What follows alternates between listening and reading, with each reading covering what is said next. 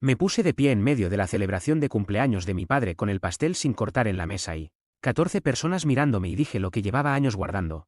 Y la primera reacción fue que mi tío Pete preguntó si alguien quería más limonada. Me llamo Dan. Y eso es exactamente como empezó la noche más larga de mi vida. Con una pregunta sobre limonada que llegó exactamente en el segundo donde yo esperaba silencio. Voy a retroceder 3 minutos para que se entienda el contexto. Que es importante porque sin el contexto la escena parece la de alguien que decidió arruinar una fiesta por impulso. Y no fue impulso. Fue 26 años, la fiesta era por los 55 de mi padre. Mi padre se llama Jackson. Jackson es el tipo de hombre que llena una habitación con su personalidad, que tiene amigos en todos los grupos posibles, que hace reír a todo el mundo, y que en casa, cuando las visitas se iban, era completamente diferente de todas las maneras que importan pero que son difíciles de demostrar porque las personas que hacen daño en privado generalmente saben exactamente cómo hacerlo sin dejar evidencia visible. Mi madre Emily. Era el tipo de mujer que construyó su identidad alrededor de ser la esposa perfecta de Jackson. Lo cual en la práctica significaba que cuando Jackson se burlaba de mí en casa, Emily sonreía porque Jackson estaba siendo gracioso, y cuando yo protestaba, mi madre decía que yo era demasiado sensible, porque era más fácil que examinar lo que Jackson estaba haciendo. Tenía dos opciones cuando decidí hablar esa noche, hacerlo en privado, donde Jackson podría recalibrarlo y Emily podría llorar y en una semana estaríamos exactamente donde siempre habíamos estado, o hacerlo en público, donde al menos habría testigos de lo que pasara después. Elegí lo segundo. Con el pastel sin cortar y la limonada y las 14 personas y todo, quiero decir algo, dije, de pie, con la copa en la mano porque había copa y porque la copa daba una razón para estar de pie que la gente entendía. Todos me miraron. Jackson con la sonrisa de quien espera un brindis. Emily con la anticipación de alguien que no sabe qué viene pero que calibra su expresión para cualquier eventualidad. Mi hermana Rosa con la cara de alguien que sabe exactamente qué viene y que está evaluando cuánto daño va a producir. Llevo años escuchando en esta familia que soy demasiado sensible, demasiado dramático, demasiado difícil. Lo dije sin levantar la voz porque no hacía falta. Escuché que los chistes sobre mí eran cariño. Que la crítica constante era interés en mi desarrollo. Que ignorarme era simplemente que Jackson estaba ocupado. Hice una pausa. Esta noche quiero decir que ninguna de esas cosas era verdad y que llevo 26 años funcionando sobre mentiras. Que esta familia construyó sobre mi costo, el silencio que siguió duró exactamente 4 segundos. Lo sé porque lo conté internamente. Y luego mi tío Pete preguntó lo de la limonada. Pete era el hermano de Jackson, del tipo que procesa el conflicto ignorándolo hasta que desaparece. Y su pregunta sobre la limonada no era exactamente lo que yo hubiera escrito si hubiera podido escribir el guión de la noche, pero de alguna manera era perfectamente representativo de todo lo que había dicho. Jackson dijo, con la voz del hombre que ha manejado situaciones incómodas con humor toda su vida, Dan, estás arruinando mi cumpleaños, ¿sí? Dije. Lo sé, esto no podía esperar, esperó 26 años. Me pareció suficiente, Emily dijo, y esto fue lo que llegó antes de lo que yo esperaba, ¿cómo podés hacer esto? Lo dijo con la voz que se quiebra exactamente en el lugar correcto. Con los ojos que se llenan en el momento preciso. Con la expresión de alguien a quien acaban de hacerle algo terrible. ¿Cómo podés hacerle esto a tu padre en su cumpleaños? Y ahí fue cuando entendí que la noche iba a ser exactamente lo que había imaginado que sería y al mismo tiempo. Completamente peor, mamá, dije, no te estoy haciendo nada a vos. Nos estás humillando delante de toda la familia, estoy diciendo la verdad delante de toda la familia. Si eso produce humillación, la humillación viene de la verdad, no de mí, Jackson dijo, con el tono que cambia de la defensa al ataque en la misma frase, ¿qué verdad, Dan? Que te criamos, te educamos. Te dimos todo lo que necesitabas y ahora decidís que fuimos malos padres porque no te tratamos como un rey. No pedí que me trataran como un rey. Pedí que no se burlaran de mí delante de visitas. Pedí que cuando tenía un problema en el colegio me preguntaran qué había pasado antes de asumir que era culpa mía. Pedí que cuando sacaba buenas notas alguien lo notara antes de señalar lo que había salido mal. Eso es exagerado. Es exagerado que en mi graduación de secundaria lo primero que dijiste fue que el chico de al lado había tenido mejor promedio, silencio breve, estaba haciendo conversación, dijo Jackson, en mi graduación. No lo dije con malicia, no necesitabas malicia. El efecto era el mismo con o sin ella, mi tía Sandra, que era la hermana de Emily y que nunca había sido exactamente mi aliada pero que tampoco había sido activamente hostil. Dijo desde su silla con el tono de alguien que considera que tiene autoridad moral en cualquier situación familiar. Dan, los padres hacen lo mejor que pueden. No son perfectos, lo sé, dije. No estoy pidiendo perfección. Estoy describiendo un patrón que vos interpretás de cierta manera. ¿Cómo lo interpretarías vos si tu padre te llamara, el que salió regular, en conversaciones con sus amigos? Sandra abrió la boca. La cerró. Jackson dijo, eso era un chiste, lo sé. Todo era un chiste. Ese es el patrón, ¿y ahora qué querés, Dan? ¿Una disculpa pública? Que lloremos y nos peguemos en el pecho, no. Ya no quiero nada de vos en ese sentido. Lo dije con la calma de alguien que realmente ya no quiere nada. Solo quería que lo supieran las personas que están en esta sala, que fueron parte de la audiencia de los chistes durante años, que la persona sobre quien se hacían los chistes notó y lo recuerda, el primo Kyle, que tenía 30 años y la convicción de alguien que ha decidido que su función en la familia es decir lo que otros no se atreven a decir excepto que lo que no se atrevían a decir generalmente era lo más hiriente disponible. Dijo, suena a que necesitas un poco de piel dura, primo. Gracias, Kyle. Una contribución muy útil, solo digo que la vida es difícil y que si te ofendiste por algunos chistes. No me ofendí por algunos chistes. Llevé 26 años siendo el chiste, es lo mismo, no lo es, Jackson se rió. No con humor genuino. Con la risa de alguien que está usando la risa para comunicar que lo que escucha no merece ser tomado en serio. Y detrás de él, como siempre, 3 o 4 personas sonrieron porque Jackson se reía y era el centro gravitacional de esa sala. Era el momento que había calculado. No porque lo hubiera planeado exactamente así, sino porque sabía que iba a llegar un momento donde la risa era la respuesta y que para ese momento yo tenía el teléfono en el bolsillo. Bien, dije. Saqué el teléfono. Entonces escúchame, puse el audio. Era una grabación de la cena de Navidad de hace 2 años. Audio claro, sin interferencias.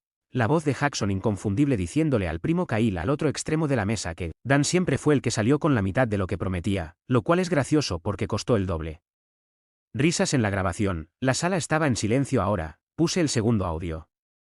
Era de una llamada que Jackson no sabía que yo había grabado, donde le decía a alguien cuyo nombre no identifiqué que Dan tiene ese problema que tienen algunos chicos donde se creen más de lo que son y después no entienden por qué el mundo no funciona como esperaban, silencio más pesado. Puse el tercer elemento que no era audio sino los mensajes.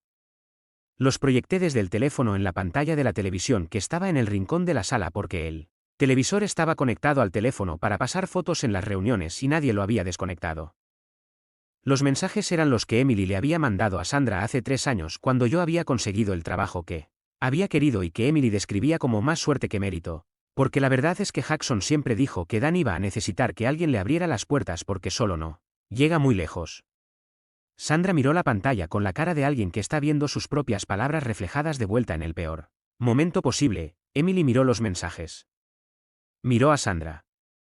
Miró a mi Pere, y luego hizo lo que Emily hacía cuando la situación superaba su capacidad de control, lloró. No disimuladamente. Con el volumen y la intensidad de alguien que ha decidido que las lágrimas son la respuesta más efectiva disponible. Dan, dijo entre el llanto, ¿cómo podés? ¿Cómo podés hacer esto, mamá? Esos son tus mensajes, los sacás de contexto. ¿Cuál es el contexto que cambia que le dijiste a la tía Sandra que necesitaba que alguien me abriera las puertas? Estaba preocupada por vos, esa es la preocupación, sí. Porque siempre te cuesta más que a otros, ¿y cuántas veces me lo dijiste a mí en lugar de mandárselo a Sandra? Emily no respondió, mi padre dijo, con la voz baja que usaba cuando el humor ya no funcionaba, apaga eso. ¿Por qué? Porque estás en mi casa, en mi fiesta de cumpleaños, y te estoy pidiendo que lo apagues. Y yo te estoy contando por qué me voy. ¿Te vas? Me voy.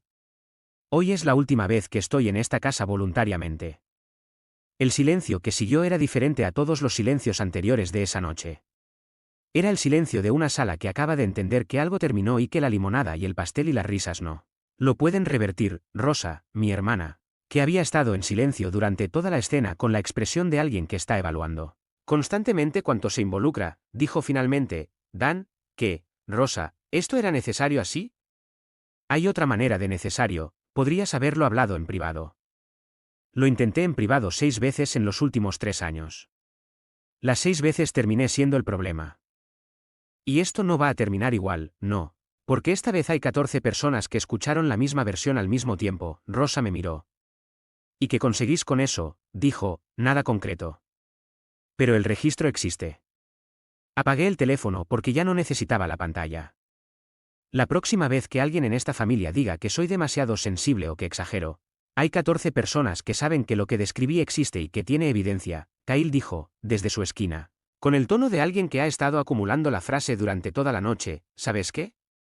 Mi papá también me hacía chistes. No estoy traumatizado, bien por vos, Kyle. Lo que digo es que algunos lo manejamos y otros lo convertimos en un evento. Lo que vos manejaste o no es tuyo para manejar. Lo que yo hago con lo mío es mío, y arruinar el cumpleaños de tu padre es lo tuyo. Lo miré durante un momento. Sí, dije. Esta noche, sí, agarré mi chaqueta. Nadie dijo nada mientras me la ponía. Nadie dijo nada mientras agarraba las llaves. Jackson me miraba desde la cabecera de la mesa con la cara de alguien que está procesando que la situación no solo no se resolvió sino que produjo algo permanente. Y que lo permanente era visible en la manera en que yo me movía hacia la puerta. En la puerta, mi madre dijo, Dan, por favor, me giré, ¿qué? Mamá, no te vayas así, ¿cómo querés que me vaya? Quédate. Comamos el pastel. Mañana hablamos, mañana nada va a ser diferente a lo que fue ayer, mamá. ¿Lo sabes igual que yo? ¿Cómo podés estar tan seguro? Porque llevo 26 años esperando que algo sea diferente y siempre es igual. Salí. La puerta cerró detrás de mí con el sonido ordinario de una puerta que cierra, que era el sonido equivocado para el momento pero que era el único disponible porque las puertas no saben cuándo. Un cierre es definitivo. Los días siguientes recibí mensajes de casi todos los que habían estado en esa sala. Las categorías eran predecibles, los que pedían que lo pensara, los que decían que me habían pasado de la raya. Los que usaban la frase la familia es la familia, como si esa tautología resolviera algo. Y 2 o 3 que no dijeron nada sobre lo correcto o incorrecto de la situación sino que simplemente preguntaron. ¿Cómo estaba? A esos últimos respondí. A los demás, no. Kyle me mandó un mensaje que decía, espero que te sientas mejor ahora que arruinaste todo. Le respondí con un emoji de pulgar arriba que era la respuesta más sincera que tenía disponible. Bloqueé a mi padre. Bloqueé a mi madre. No por rabia. Por la misma razón que uno bloquea a alguien cuyo contacto constante produce el mismo dolor repetidamente. Porque la repetición no cambia el resultado y a cierto punto la única decisión responsable es dejar de participar en el ciclo. Me mudé 3 semanas después al departamento que había estado considerando desde hacía 6 meses. Era pequeño, en un cuarto piso sin ascensor, con una ventana que daba a un patio de otro edificio que no tenía nada interesante pero que era completamente mío. El trabajo seguía. Los amigos seguían. Dex, que era mi amigo más cercano y que había estado en esa fiesta y que había estado en el grupo de los que simplemente preguntaron cómo estaba, me invitó a cenar la semana después. ¿Cómo estás realmente?, dijo. Mejor de lo que esperaba, arrepentido de algo, de no haberlo hecho antes. ¿Por el resultado? ¿Por el año que me hubiera ahorrado de seguir esperando que algo cambiara? ¿No te preocupa lo que piensen de vos? Ya sé lo que piensan de mí. Los mensajes de la semana pasada fueron bastante informativos. Dex asintió. Kyle me dijo que sos un resentido, dijo, ¿y vos qué le dijiste? Que el resentido generalmente es el que acumula cosas sin decirlas. Que lo que hiciste vos era lo opuesto, y él, dijo que era lo mismo. Kyle tiene un vocabulario limitado para los matices, sí. Los meses siguientes fueron los primeros en mi vida adulta donde el domingo por la mañana no tenía el peso específico de saber que en algún momento del día iba a recibir un mensaje de Emily preguntando cuándo iba a visitar. Que era la versión amable de una pregunta que en realidad era ¿por qué no visito más seguido? Que era la versión amable de ¿por qué no? Soy el hijo que se esperaba que fuera. Sin ese peso, el domingo era simplemente domingo. Era inusual de una manera que tardé varias semanas en dejar de examinar como si hubiera algo que faltara. No faltaba nada. Era solo que el espacio que antes ocupaba la presión ahora estaba vacío. Y el vacío al principio parece que es ausencia de algo necesario cuando en realidad es ausencia de algo que nunca fue necesario pero que había estado presente tanto tiempo que se confundía con necesidad. El mensaje de Rosa llegó 13 meses después de la noche del cumpleaños. Un martes a las 9 de la mañana mientras yo estaba en el trabajo, el mensaje decía, Dan, sé que no querés saber nada de casa. Pero necesito contarte algo sobre papá. Está muy mal. Perdió el trabajo hace 3 meses. Mamá dice que está deprimido. Que no sale de la cama algunos días. Pensé que debía saber. Lo leí. Lo releí. Luego lo guardé sin responder porque no tenía respuesta inmediata que fuera honesta y útil al mismo tiempo. Llamé a Dex. Rosa me escribió sobre Jackson. Dije, ¿qué pasó? Perdió el trabajo. Está en un mal momento. ¿Cómo te sentís con eso? Lo pensé durante un momento real, complicado. Dije finalmente. No bien con su situación. Pero tampoco sorprendido. ¿Por qué no sorprendido? Porque Jackson construyó una identidad completamente alrededor de ser la persona exitosa y graciosa de la sala. Sin el trabajo, sin el contexto donde eso funcionaba, no sé qué queda. Vas a responderle a Rosa, sí. Pero no hoy, cuando sepa qué decir, le respondí a Rosa 2 días después. El mensaje decía: gracias por contarme. Lo siento por la situación de papá. No voy a volver, pero si necesitas hablar vos de cómo estás con todo esto, estoy disponible. Rosa respondió: ¿por qué no volvés? Porque volver implicaría que lo que pasó no pasó. Y pasó. Él está muy mal, Dan. Lo entiendo. Pero el hecho de que esté mal no cambia lo que me hizo. ¿No sentís nada? Siento cosas complicadas. Pero no voy a confundir compasión con la obligación de volver a una dinámica que me hizo daño. Rosa no respondió de inmediato. Cuando respondió, 3 horas después, fue con una sola frase: ojalá lo pueda ver así algún día. No sé si lo de Jackson era el karma específico de lo que había hecho durante años o simplemente la lógica natural de alguien que construye su valor sobre cosas externas que pueden desaparecer. Probablemente las dos. El karma real raramente llega de una sola dirección. Lo que sí sé es que la imagen que Rosa me describió, Jackson en cama sin poder levantarse en los días difíciles, era la inversión exacta de la imagen que yo había tenido de él durante 26 años. El hombre que llenaba la habitación, que tenía la respuesta graciosa para todo. Que hacía que todos se rieran excepto yo, que era el objeto de las risas. Sin ese contexto, sin esa audiencia, sin ese espejo externo que le decía que era el personaje que creía ser, el personaje no sabía funcionar. Eso no era mi problema para resolver. Pero era honesto de una manera que me resultó útil entender. Kyle me mandó un mensaje en esa época. Probablemente porque Rosa le había contado sobre Jackson y esperaba alguna reacción de mi parte. El mensaje decía: ¿ves lo que causaste? Lo guardé sin responder. Luego lo usé como ejemplo cuando Dex y yo hablábamos de cómo las personas que más defienden el statu quo son, generalmente, las que menos examinan su propio papel en él. Kyle sigue culpándote a vos, dijo Dex. Kyle va a culparme hasta que encuentre algo más interesante que hacer con su tiempo. Que puede llevar un rato, no te molesta, menos de lo que esperaba. ¿Por qué menos? Porque la opinión de Kyle sobre mi responsabilidad en lo que le pasa a Jackson equivale a culpar a alguien por salir de un edificio en llamas, de que el edificio estaba en llamas. Dex se rió. ¿Cómo vas vos realmente? Dijo. Bien. El departamento. El trabajo. ¿Esto? Señalé la mesa donde estábamos. Es suficiente. ¿Extrañas algo de antes? Lo pensé honestamente. La versión de mi familia que imaginé que podía existir si alguna vez éramos honestos. Dije. Esa nunca existió, así que técnicamente no la extraño porque nunca la tuve. Pero la idea de ella, sí, eso duele, a veces. Menos que antes, eso era lo más honesto disponible. No había resolución limpia. No había momento donde el dolor se convirtiera en algo que ya no era dolor. Había tiempo y distancia y la posibilidad gradual de que los domingos fueran solo domingos. El siguiente mensaje de Rosa llegó 2 meses después. Decía: papá tuvo que cerrar el negocio nuevo que había empezado. Mamá dice que están considerando vender la casa. Sé que no es tu problema. Pero pensé que debías saber. Le respondí: gracias por contarme. ¿Cómo estás vos? ¿Cansada? Soy yo la que estoy con ellos. ¿Necesitas algo? No sé. Que alguien lo sepa, quizás. Yo lo sé. Estoy disponible para vos aunque no para volver. ¿Hay diferencia? Sí. ¿Mucha? Rosa no respondió esa vez tampoco de inmediato. Pero a los 3 días me mandó un mensaje largo sobre cómo estaba ella, su propia relación con Jackson y Emily, las cosas que había cargado sola, las decisiones que estaba evaluando sobre su propia vida en relación a esa familia.